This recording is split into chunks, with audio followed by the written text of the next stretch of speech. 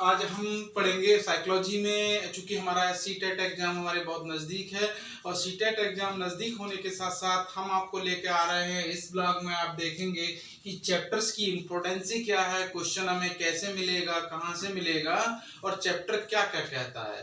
तो बहुत ultimate parts में हमने इसको तैयार किया है। बहुत सारी वीडियो, हमारी 150 से वीडियो ज़्यादा है। आप चैनल को सब्सक्राइब करके देखिए, फिर देखिए आपको क्या क्या उस पर रिसीव होता है साइकोलॉजी में।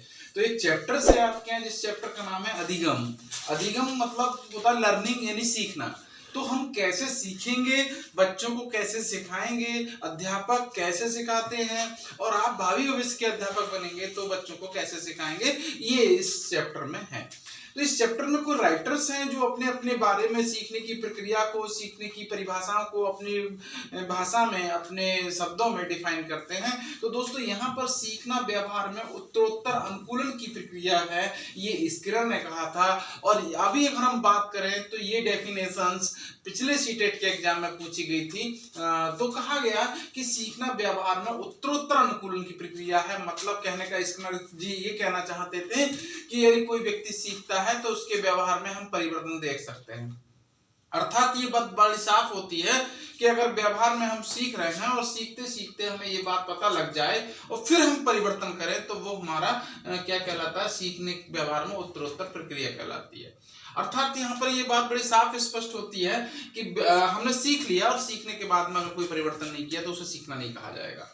नवीनतम ज्ञान और नवीन प्रतिक्रियाओं को प्राप्त करने की प्रक्रिया ही सीखने की प्रक्रिया है। ये मैं नहीं कह रहा हूं, ये वुडवर्थ महोदय कह रहे हैं और कहना ये चाहते हैं कि नवीन ज्ञान और नवीन प्रतिक्रियाएं, जो हमारा नवीन ज्ञान है और नवीन प्रतिक्रिया है और उनको प्राप्त करने की प्रक्रिया ही सीखना है। यानी हम दिन प्रतिदिन नया प्राप्त करेंगे और नई प्रतिक्रियाएं करेंगे तो ये सच साबित होता है कि वही तो सीखना है। ये किसने कहा था? वुडवर्थ ने कहा था। दूसरा है सीखना आदतों, संज्ञान, अभिव्यक्तियों का अर्जन है। जब हम सीखते हैं तो हमारी आदतों में भी वृद्धि होती है, ज्ञान में और अभिव्यक्ति में भी वृद्धि होती है। तो क्रो एंड क्रो इसको कहते हैं कि ये सीखना है। व्यवहार के कारण व्यवहार में आने वाला परिवर्तन ही तो अधिगम है। मैं नहीं कह रहा हूं, गिलफोर्ड कह रहे हैं। और उन्होंने कहा कि व्यवहार के कारण व्यवहार में जो परिवर्तन होता है, हम एक दूसरे से सीखते हैं, वो क्या कहलाता है? अधिगम कहलाता है। व्यवहार के कारण व्यवहार में जो परिवर्तन है वो अधिगम कहलाता है, ये गिलफोर्ड कहते हैं। अधिगम की असफलता का कारण मतलब सीखने की असफलता का कारण समझ की असफलता। फिर से इसमें ये चैप्टर्स आपके साथ जो जुड़ रहा है अधिगम वाला, इसमें हमने अधिगम के प्रकार को देखा था, लेकिन अब हम इसको डिफाइन बिल्कुल स्पष्ट रूप में दे रहे हैं। तो आप इसमें एक एक पॉइंट को बारीकी से हल कर पाएंगे और वहां पर जा करके कोई भी ऑप्शन आपसे गलत होने की संभावना बिल्कुल ना के बराबर हो जाएगी। कभी कभी देखते हैं कि कुछ टीचर्स आप लोग पढ़ते हैं, जब टीचर्स पढ़ाते हैं तो किस तरीके से सबका अलग अलग मेथड होता है, लेकिन हमने यहाँ पर इस मेथड को जो फॉलो किया है उसमें हमारे विद्यार्थी को बारीकी से चैप्टर की नॉलेज मिलेगी। तो अधिगम के प्रकार में हमने देखा टाइप्स ऑफ लर्निंग क्या होती है। तो हमने 3 प्रकार बताए थे कि संज्ञानात्मक अधिगम पहला अधिगम होता है, गत्यात्मक अधिगम सेकंड अधिगम होता है और भावात्मक अधिगम जिसको हम इमोशनल लर्निंग कहते हैं। और संज्ञानात्मक को कॉग्निटिव लर्निंग कहा जाता है, गत्यात्मक अधिगम को इंडुकेटिव लर्निंग के नाम से अंग्रेजी में जानते हैं। तो ये लर्निंग जो है हमारी यहाँ पर ये तीनों सेक्शंस हमारे साथ जुड़ जाते हैं और तीनों सेक्शन को हम आसानी से डिफाइन भी करते हैं। तो डिफाइन करते चलिए देखते हैं क्या स्थिति सामने आती है, संज्ञानात्मक अधिगम किसे कहा जाता है।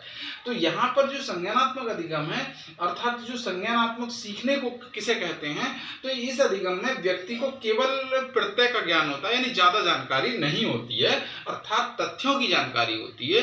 तथ्य इट इज मीन छोटे छोटे पार्ट्स को वो समझ लगता है। ये पठन में स्वयं उपयोगी होता है। इसमें कुछ वस्तुएं होती हैं, कुछ साधन होते हैं, कुछ दृश्य सामग्रियां होती हैं, उनको ये समझने लगता है और उनका यूज भी करना सीख जाता है और उस ठीक उन्हीं माध्यम से सीखता है। जैसे पेंसिल क्या है, कटर क्या है, रबड़ क्या है, या बुक्स क्या है, या नोटबुक क्या है, उनसे समझता है और उनके माध्यम से जो बचपन प्ले स्कूलों में कुछ रिसोर्सेस हैं उनको भी समझने का प्रयास करता है। तो ये संज्ञानात्मक अधिगम इसको हम कहते हैं। दूसरा है गत्यात्मक अधिगम। इस अधिगम में जो स्थिति है बहुत साफ स्पष्ट है कि इस अधिगम को कार्य द्वारा अधिगम करना कहा जाता है। अर्थात इसमें हम कार्य के द्वारा सीखते हैं। डूइंग दिस वर्क, कार्य हम कर रहे हैं और करते करते सीख भी रहे हैं, ये ठीक इसको डिफाइन करता है। अर्थात इस अधिगम में कार्य करके सीखा जाता है, अर्थात अभ्यास के द्वारा सीखना कहा जाता है। जैसे कोई व्यक्ति साइकिल चलाकर सीख रहा होता है, ये भी उसका सीखना माना जाता है, वर्क के साथ साथ सीखना।